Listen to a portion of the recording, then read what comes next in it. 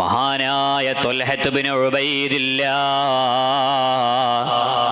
റളിയല്ലാഹു അൻഹു നബി സല്ലല്ലാഹു അലൈഹി വസല്ലമ തങ്ങളിൽ നിന്ന് ഉദ്ധരിക്കുകയാണ്, അറഫാ ദിവസം ദുആക്ക് വലിയ ഇജാബത്തുള്ള ദിവസമാണ്. ആ ദിവസത്തിൽ നോമ്പെടുത്ത് ദുആ ചെയ്താൽ അലീമായ ജല്ല ജലാലായ അല്ലാഹു തട്ടിക്കളയൂല.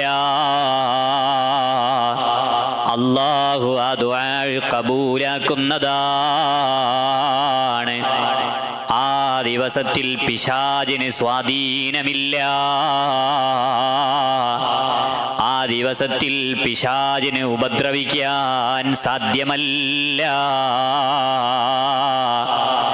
ഇഖ്ലാസോടെ, കറകളഞ്ഞ ഈമാനോടെ, തഖ്വയോടെ റബ്ബിലേക്ക് തിരിഞ്ഞാൽ പൈശാചികമായ ദുർബോധനങ്ങളിൽ നിന്ന് ആ വ്യക്തിക്ക് സലാമത്ത് ലഭിക്കുന്നതാണ്.